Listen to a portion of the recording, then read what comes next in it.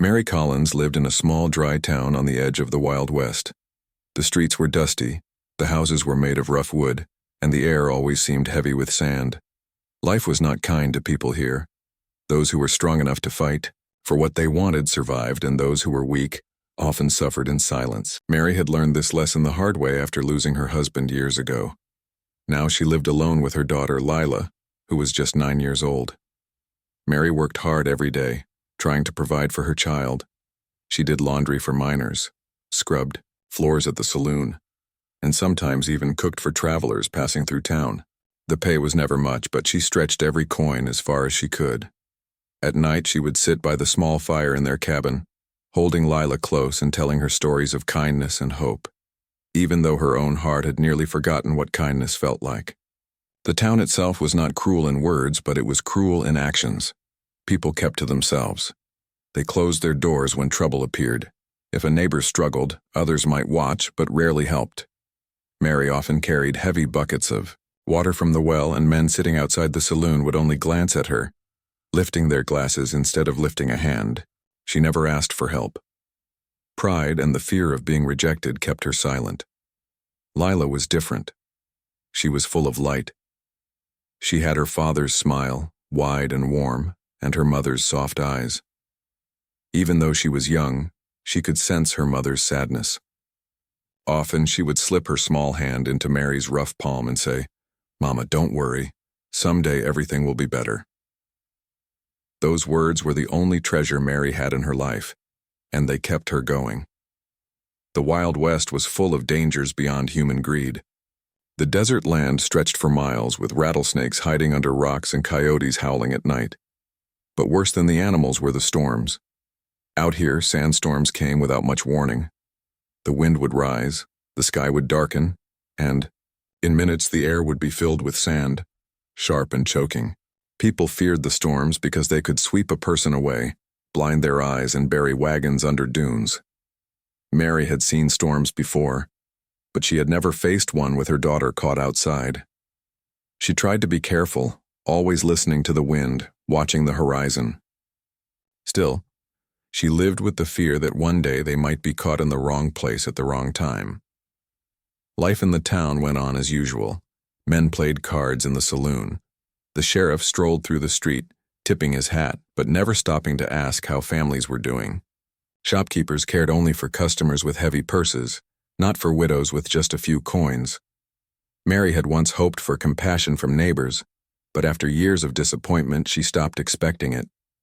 She lived only for Lila, protecting her and teaching her that kindness mattered, even if the world didn't always show it.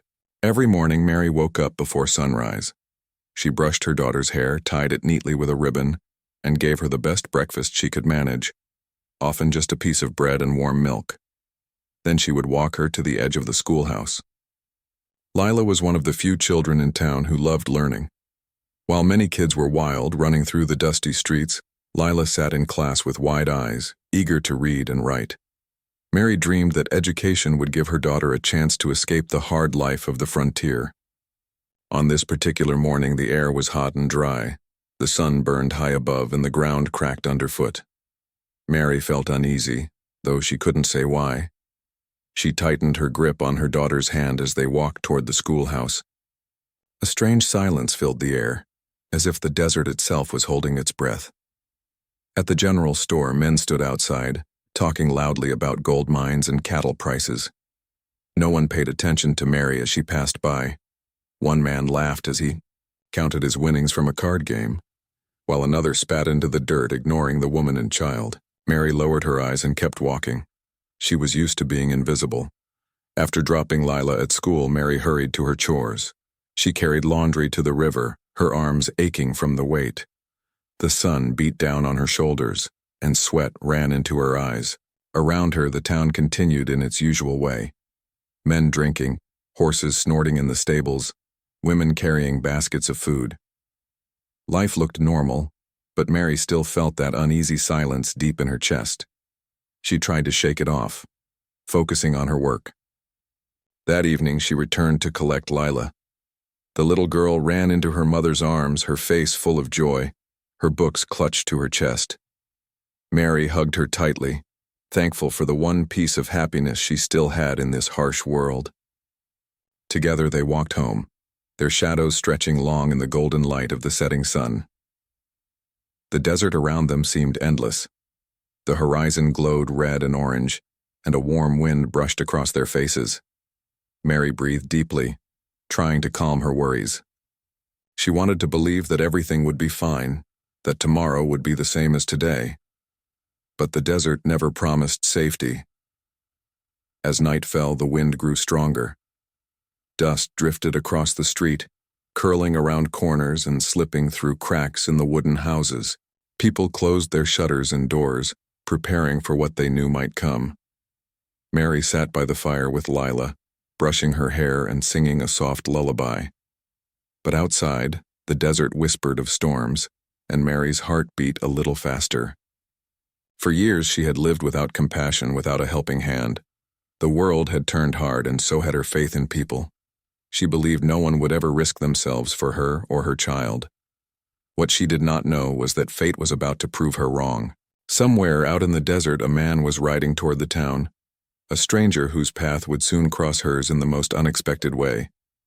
And when the storm came, when the world turned to sand and fear, she would see compassion in its truest form, something she thought had long been lost in the Wild West. The next day began like many others in the small town. The sun rose over the desert, turning the sky into a bright sheet of gold and orange. People stepped out of their homes, brushing dust from their clothes, and horses neighed as the blacksmith hammered iron in his workshop. Mary walked with Lila through the main street, carrying her basket of laundry. Life seemed normal on the surface, but the desert was never fully calm. It was just before noon when a stranger appeared on the edge of town. He rode a tall brown horse, moving slowly as though he had traveled far. His hat was pulled low over his eyes, and a dark bandana hung around his neck. Dust covered his boots and coat, showing he had been riding for miles without rest. He guided his horse into town with the quiet ease of a man who had seen many roads. People noticed him right away, though no one spoke. In small towns, strangers always caught attention. Some men leaned back in their chairs outside the saloon, squinting at him. A few women glanced from their porches before hurrying back inside. Children paused their play, staring as the horse clopped across the wooden boards of the street. The man stopped near the inn and dismounted. He tied his horse to the rail, giving the animal a gentle pat. He was tall, with broad shoulders and strong hands, though his movements were calm and careful. A thin scar ran across his cheek, and his eyes, though tired, were sharp. He carried himself like someone who had faced danger before, but no longer needed to prove anything to anyone. His name, though the town did not yet know it, was James Carver. James walked into the inn, asking for a room. He spoke politely, his voice low and even, without the arrogance many drifters carried. The innkeeper gave him a room upstairs, and he paid with coins that jingled lightly in his hand. After that, he asked for a simple meal and water for his horse. He did not demand, he did not boast, and he did not explain where he came from. He simply carried himself with quiet strength. Word spread quickly. By the time Mary heard of the stranger, most of the town had already shared their own stories. Some claimed he had once been a soldier. Others whispered that he had worked as a lawman in a distant state. A few said he was just another drifter who would pass through like the rest, leaving nothing behind but dust. Mary saw him for the first time later that afternoon. She was walking toward the general store with Lila, holding her daughter's hand.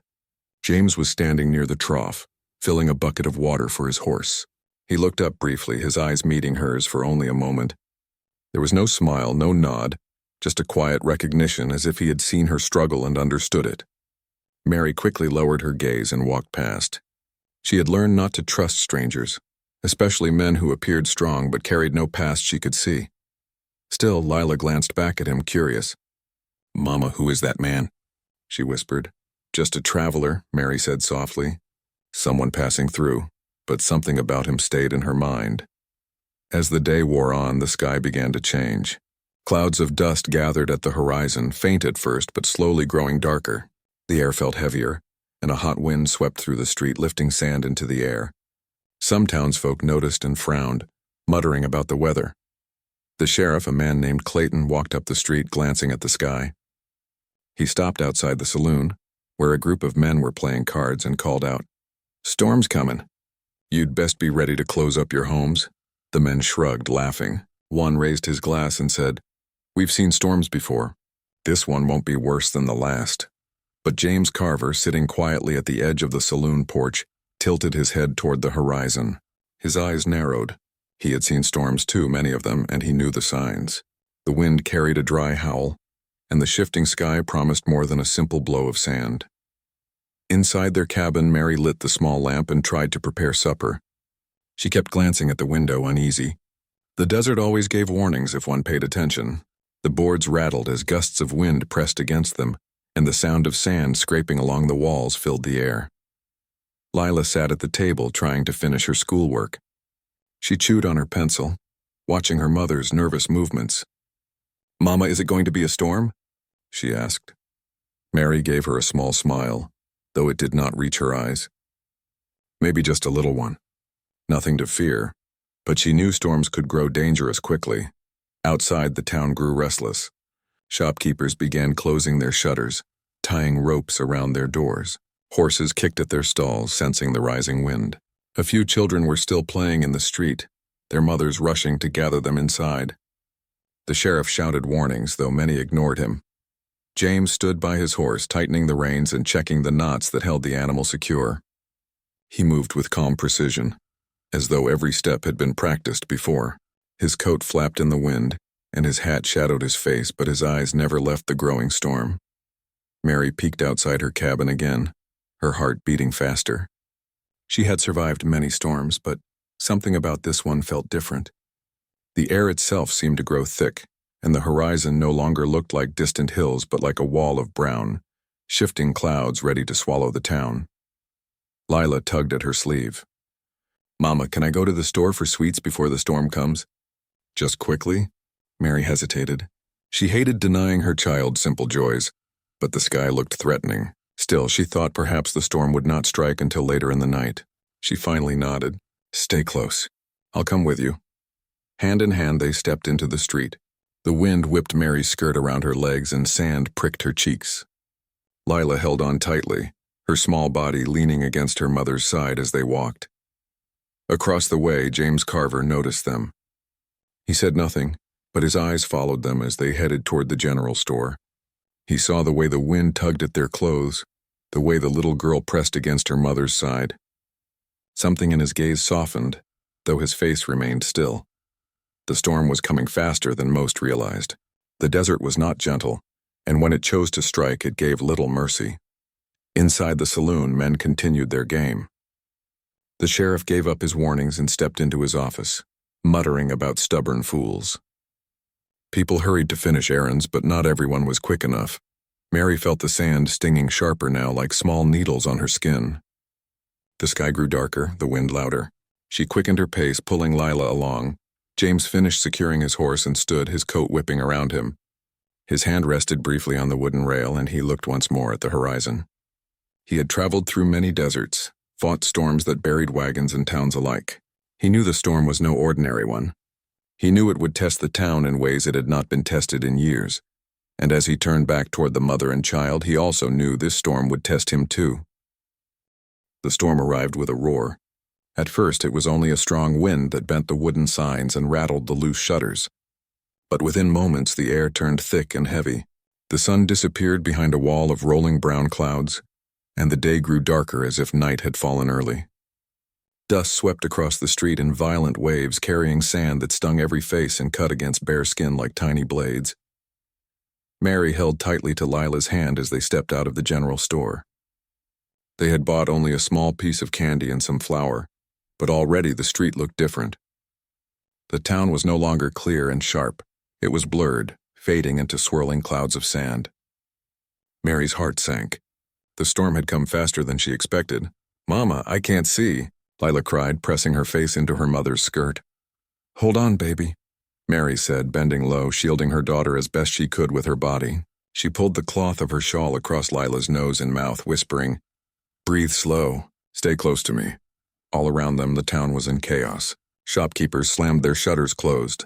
People ran across the street, heads bent, pulling children inside. Horses neighed wildly, their hooves striking the ground as stable boys tried to calm them. The sheriff shouted something from his office, but the words were lost in the roar of the wind. Mary tried to hurry toward their small cabin at the edge of town. Each step was a struggle, the sand pushing against her legs, the wind tearing at her clothes. She could hardly see more than a few feet ahead. Her eyes burned, watering so badly she had to blink every second just to keep them open. And then, in the terrible confusion, it happened. Lila's small hand slipped from her grip. Mary spun around, panic striking her like a knife. "Lila," she screamed, but her voice was swallowed by the storm. Through the haze, she saw only shadows moving, figures rushing to safety, doors slamming, animals thrashing. Her little girl was gone, pulled away by the furious wind. Her heart pounded so hard she could hear nothing else. She stumbled through the sand, arms outstretched, calling again and again, "Lila, Lila." Each shout burned her throat, filled with dust, but she didn't care. She clawed through the swirling air, searching desperately. The storm grew worse. Dust slammed against her face, coating her hair and skin until she looked like a ghost of sand. Her lungs ached with every breath. She tripped on a loose board, falling to her knees, scraping her hands against the rough ground. Tears mixed with dust streaking her cheeks. Still, she kept calling. Still, she kept moving, doors shut all around her. People pulled curtains closed. No one came to help. Mary saw their shapes through the storm, faces at the windows, shadows hurrying to safety. They were too afraid to step outside, too afraid to risk their own lives for hers. She pressed on, her body trembling, her voice hoarse. Her love for her daughter was stronger than her fear, stronger than the storm itself. But she was only one woman, fighting against a force of nature, and her strength was failing. Then, out of the haze, a figure appeared. A tall man wrapped in a dark coat, his hat pulled low, a bandana tied across his face. He moved steadily, not stumbling, not lost in panic. He pushed against the storm with powerful steps, his body leaning forward like he had done this 100 times before. It was James Carver. Mary gasped, her eyes wide with disbelief. She had not expected anyone to come. For years she had lived believing compassion was dead in this land, that no one would ever risk themselves for another. Yet here he was, walking straight into the storm as if the danger meant nothing. He didn't waste time speaking. He gave her a single nod, his eyes sharp and steady, and then he pressed onward into the storm. Mary wanted to follow, but the sand was too strong. She fell to her knees again, covering her head, whispering prayers into the howling wind. James moved like a man guided by instinct. He shielded his face with his arm, squinting through the storm. The world around him was nothing but brown and gold, spinning in furious circles. He could barely see, but he could hear faintly, small cries carried on the wind. A child's voice. "Lila," he shouted. Though the sound was stolen by the storm, still he pushed toward the sound step by step. His boots sank into the shifting ground, but his strength never faltered. His eyes searched, his ears strained, and his hands reached through the haze. At last he saw her. The little girl was crouched near a broken wagon, her small body trembling. Sand had piled around her legs, nearly burying her. Her arms covered her face, and she was coughing, choking on the dust. Tears streaked her cheeks, leaving clean lines through the dirt. Without hesitation, James dropped to his knees beside her. "Got you," he said firmly, his voice muffled but strong. He lifted her into his arms, wrapping his coat around her small body to shield her from the storm. Lila clung to him, sobbing into his chest. "Mama," she cried. "She's waiting," James said. He tightened his grip, stood tall, and turned back toward the heart of the storm. Step by step, he carried her through the swirling wall of dust. Every muscle in his body strained against the wind. Sand whipped at his face, scratching his skin raw. His coat flapped wildly, nearly torn from his shoulders, but he never loosened his hold on the child. He bent his body over her, taking the full force of the storm himself. At last, through the haze, Mary saw them. She had been crawling forward, nearly blinded, when a shadow grew clearer. James emerged from the storm, carrying Lila in his arms like a soldier carrying a wounded comrade. "Lila," Mary cried, stumbling forward. She reached out, her hands shaking, tears streaming down her face. James placed the girl gently into her arms, his own chest heaving from the effort. Mary held her daughter close, sobbing with relief. She kissed her hair, pressed her face into her dusty cheeks, whispering, "I've got you, my baby. I've got you." Lila clung to her mother, still trembling but safe. James stood nearby, his coat torn, his face streaked with blood from tiny cuts of sand. His eyes, though tired, were calm. He had risked his life for people he barely knew. He had stepped into the storm when no one else dared. Mary looked up at him through her tears. For a long moment she couldn't speak. Her throat was raw, her heart overwhelmed. Finally, she whispered, "Thank you." James only gave a small nod. He said nothing, but his eyes spoke more than words ever could. The storm still raged around them, but for Mary, time seemed to stop. For the first time in years, she had seen true compassion, and it had come from a stranger, a man with no reason to help, a man who owed her nothing. Holding her daughter tight, she knew she would never forget this moment. James stood tall in the storm, though his body ached from the effort. The wind tore at his coat, and his eyes burned from the endless stream of sand. Still, he had no thought for himself. His only thought had been to reach the girl, and now that she was safe in her mother's arms, he felt the weight of the storm press down heavier than before. Mary clutched Lila tightly against her chest, rocking her gently despite the chaos raging around them. The little girl coughed, her face hidden against her mother's neck, but she was alive, breathing warm.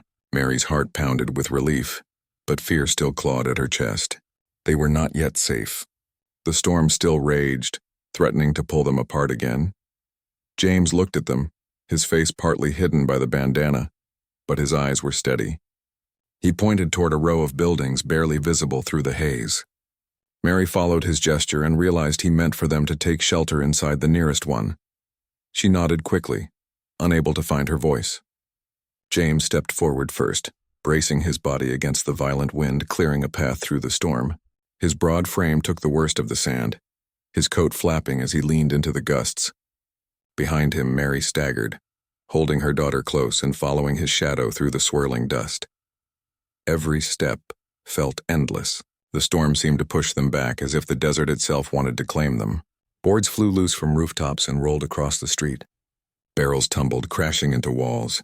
Horses screamed in their stalls, their cries sharp above the storm. Mary's legs trembled, her breath came short, but she pressed on, her faith now resting entirely on the stranger guiding her. Finally, James reached the saloon porch. He pushed the door open with his shoulder, holding it against the force of the storm, and waved for Mary to go inside. She hurried through, clutching Lila, and collapsed into the corner of the saloon. James followed, slamming the door shut behind them, though sand still poured through the cracks. Inside, the saloon was crowded with townsfolk who had taken cover. Men who had been playing cards earlier now huddled near the walls, coughing into their sleeves. The bartender wiped sweat and dust from his brow, muttering curses at the storm. Everyone's face turned toward James, Mary, and the child, their eyes wide with surprise.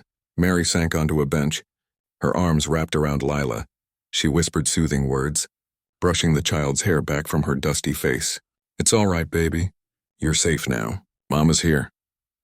James stood silently near the door, his chest heaving as he caught his breath. His face was red from the sand, tiny cuts across his cheek where the storm had whipped him. But he showed no sign of weakness. He adjusted his bandana, dusted off his coat, and leaned against the wall as if he had done nothing unusual.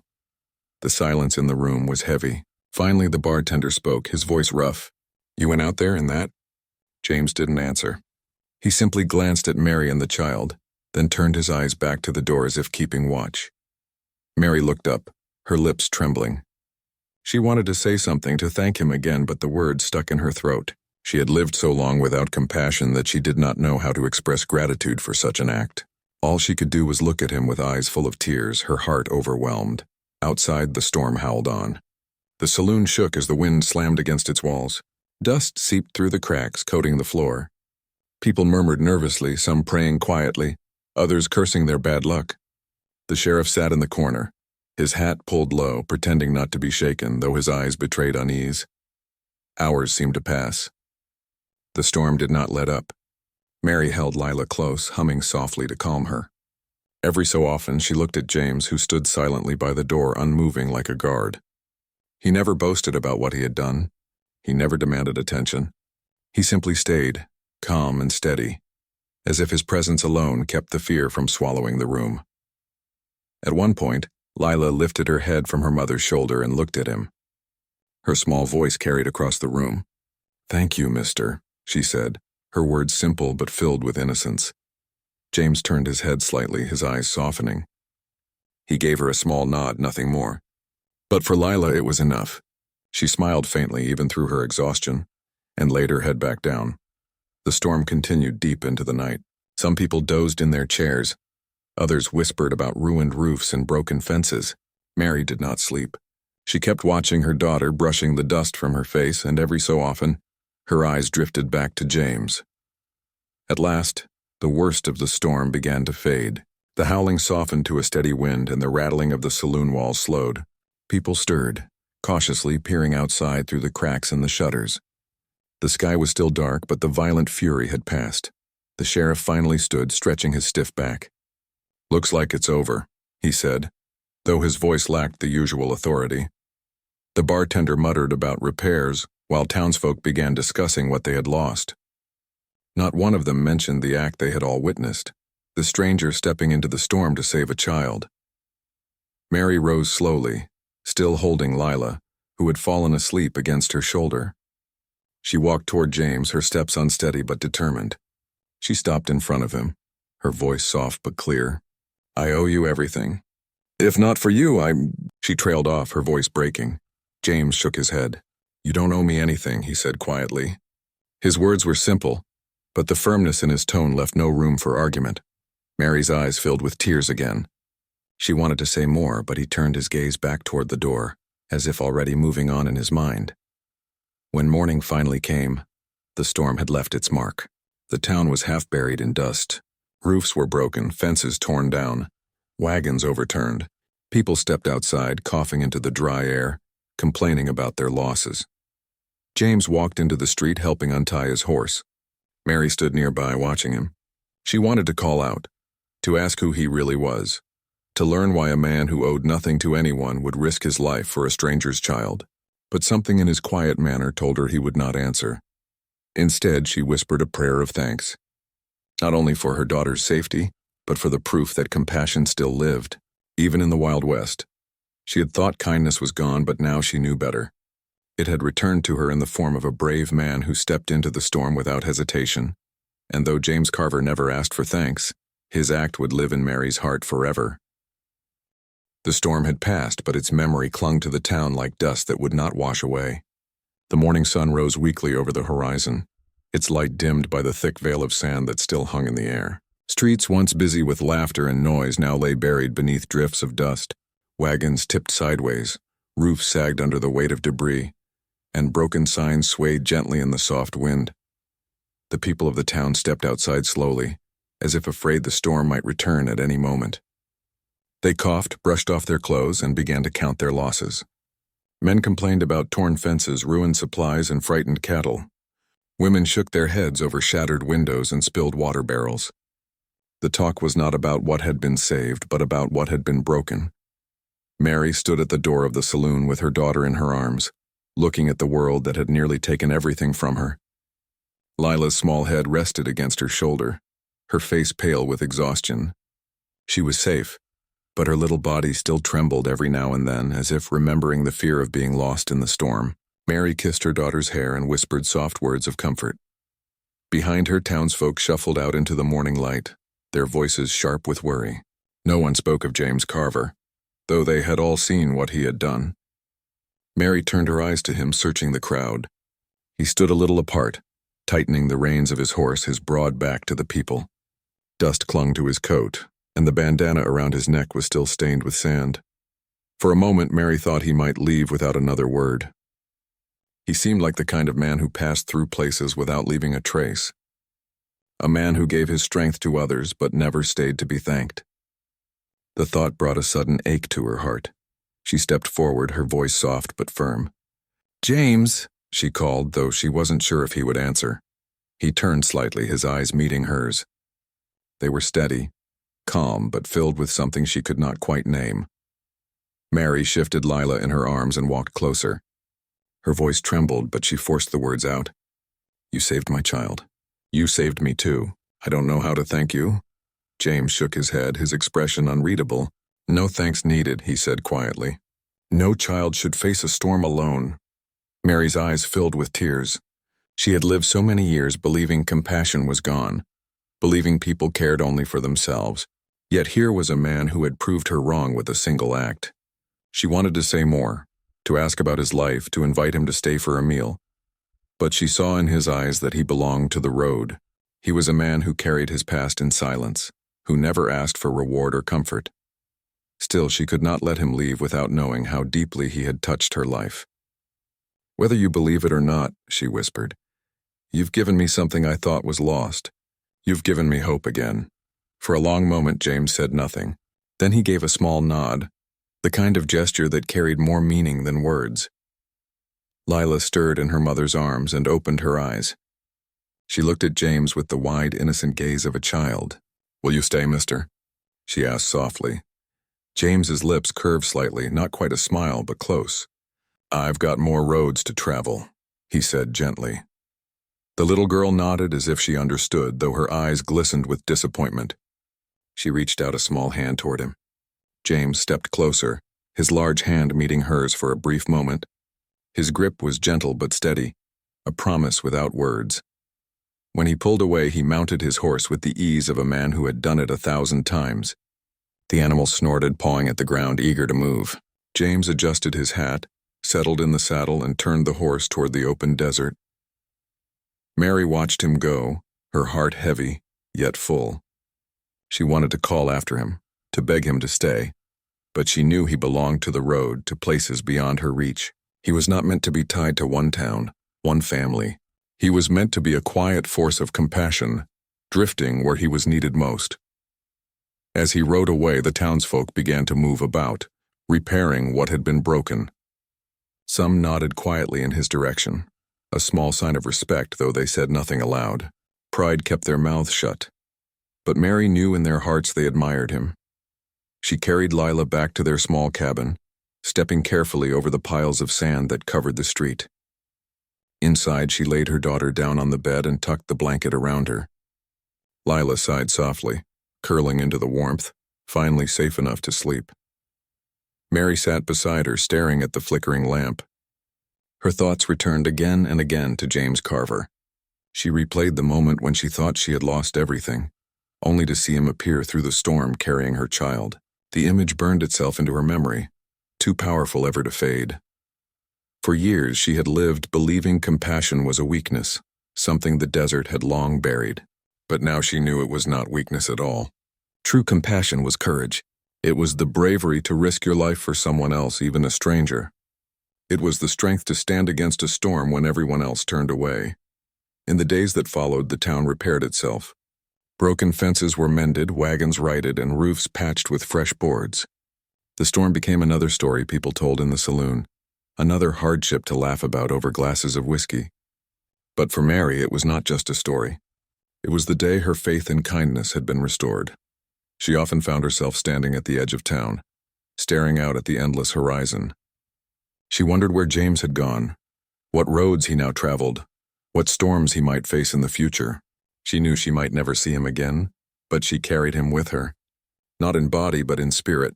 Every time she looked at her daughter, safe and smiling again, she remembered the brave man who had stepped into the storm, and she told herself she would raise Lila to remember too. She would teach her that compassion was stronger than fear, that even in the harshest land, kindness could survive.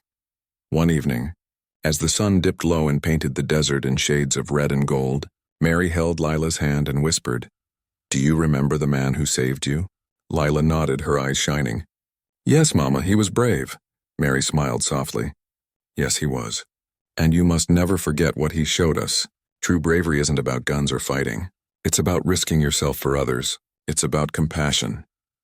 The little girl squeezed her mother's hand, her young heart already carrying the lesson. The desert stretched endlessly before them, wild and unforgiving. But for Mary, it no longer felt empty.